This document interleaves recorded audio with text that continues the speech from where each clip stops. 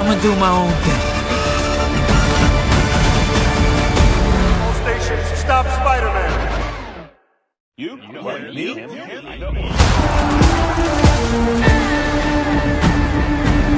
The sequel to the surprise hit from 2018, Spider-Man Across the Spider-Verse. This wasn't up on my most anticipated of the year, especially after that last trailer came out, and I did an entire video on that. So you can go watch that if you want. And I'm not going to talk about the first movie here. Usually, if I'm talking about a sequel, I'll talk about what I thought of the previous one. But I already did a film face-offs with that in DC League of Super Pets. So, so in short, it's decent. It's a good movie. It's not a flawless masterpiece like everybody said it was, but it was a good Spider-Man movie. It's definitely one of the better ones. It's definitely better than Spider-Man 3, so at least it's that. But it's definitely up there as one of the better ones. So did this one continue that? Well, I never get my hopes up for a Sony animated movie, especially after the Emoji movie. So I don't have faith in this animation studio ever, even when it's a sequel to a movie I actually liked. And was it good, or was it even better? Was this the flawless masterpiece like everybody's saying it is? No. This isn't very good. It's not terrible, but it's kind of a mess. So, everybody's been talking about how much of a big masterpiece this movie is, so I'm going to start with the stuff I hated in this movie. And the thing I hated the most in this movie was the story. And you know what my biggest problem was with the story? Is that it's unfinished. And I know what you're going to tell me, is that it's a two-parter, it's not supposed to be finished. Well, guess what? This didn't need to be a two-parter. And you know how I know that? Because the actual story of this movie didn't actually get going until it was roughly an hour and a half in.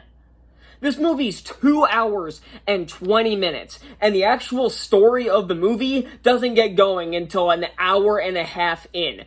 There's so much you could have cut from this movie. If you wanted to make it 2.5 hours, fine, but finish the damn movie. It's the same problem I had with Dune. It's Dune, I guess, Dune was doing a lot of setup work with part 1. That one can kind of get a pass. I still thought it was boring as hell. But this is more akin to something like Mockingjay part 1 and 2, where it seems like they cut it in 2 just to make more money. Because, there's no reason for the story to be 2 parts. If you had just started the story at the beginning of the movie, this would have been a non-issue. Because the entire fight, like the big chase scene between Miles and the other Spider-Man should come around halfway through the movie. Not when there's like half an hour left of this 2.5 hour movie. Not to mention the story itself is just dumb. The entire idea and for one thing, they call these events that have to happen canon, and that's not a very funny meta joke.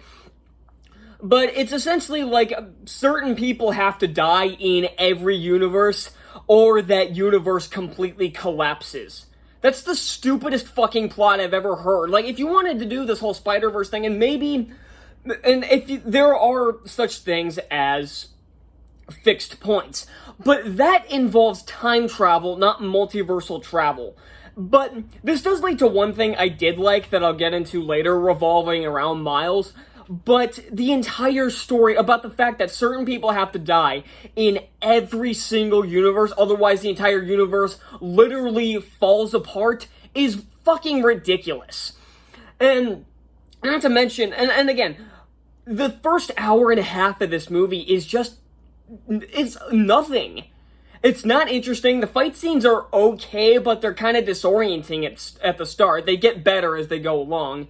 And the other thing I really hated in this movie was how they treated Spider-Man 2099. People, and me including, have been wanting to see Spider-Man 2099 on the big screen for a long time now. And we finally got that, and he's the villain. And don't try to tell me Spot was the villain and he was just some kind of a background antagonist, because Spot is a non-villain. He is a plot device in this movie. That's all he is. Miguel O'Hara is the actual villain of the movie. And they try to make, and he and a bunch of others try to make him out to be like, oh no, he's not a bad guy, he's a good guy, he's just trying to keep everything intact. The way he's written, the way he's animated, and the way he's voice acted, he is the villain. And Oscar Isaac does a really good job with what he's given, but this is just such a stupid idea. Spider-Man has this huge rogues gallery of villains that you have endless possibilities for, and you make the villain of the movie, and probably the next one too, Spider-Man 2099? Are you fucking kidding me? Now, there are things I did like in this movie, like the action sequences eventually got good. I hated the opening fight in the museum. Honestly, the first 15-20 minutes of this movie were fucking horrible. I hated it. But the last 20 to 30 minutes, I actually really liked. The idea that Miles himself is, like, an anachronism because the spider that bit him was from a different universe is an interesting idea. The problem is that it wasn't set up ahead. There was no indication of this in the first movie, that this spider was from a different universe. And again, it's a cool idea here, but I wish they'd done more with it. But honestly, it's just saying, oh, you're an anachronism. You weren't supposed to be bitten by the spider.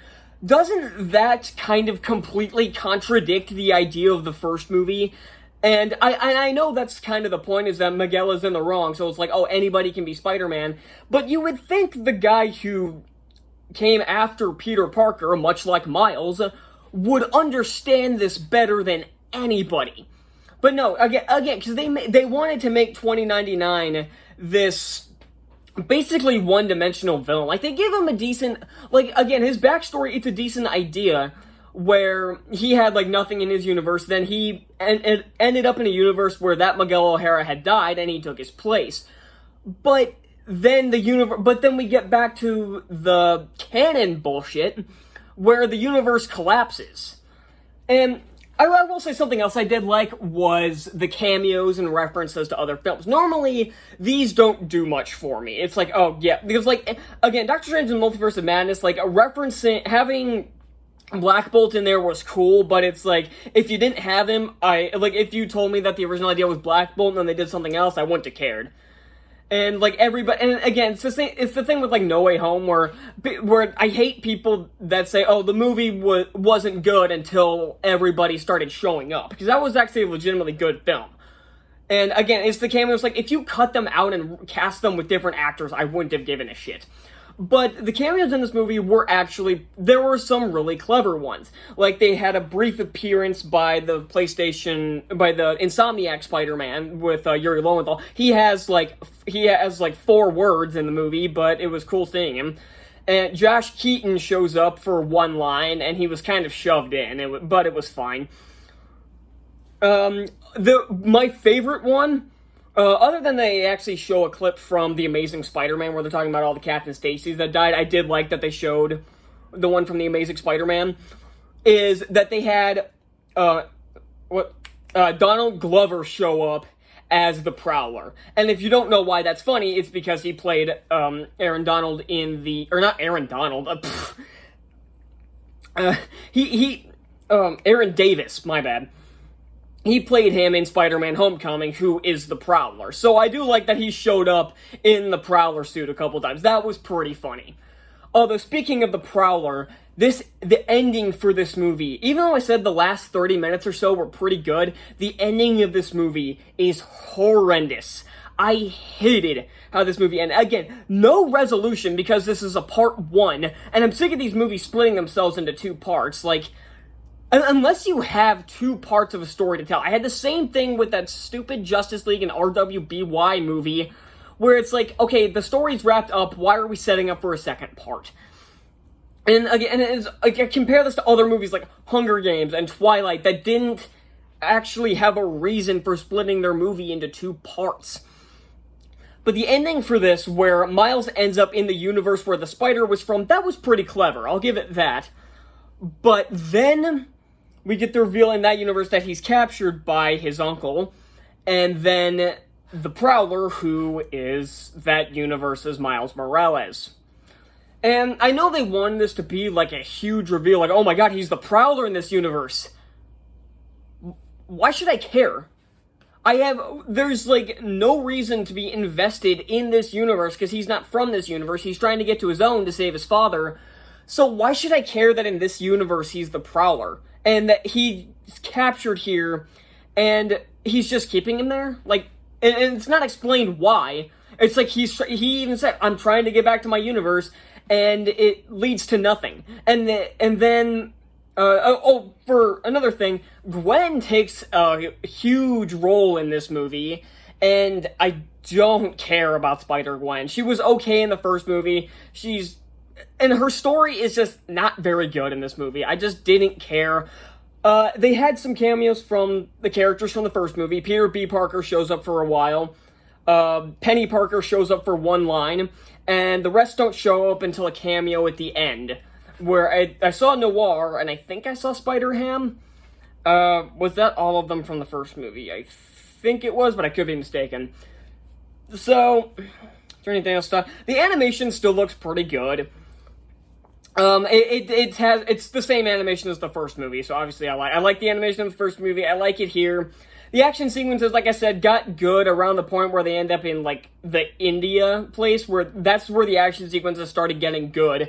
And again, the twist with Miles being an anachronism, it's an interesting idea, but they didn't do enough with it because the movie didn't have any more time. Because they wanted to split this into two parts. It feels like the first hour and a half was just meandering, just to pad it out to get to a full-length feature so they could split this into two parts.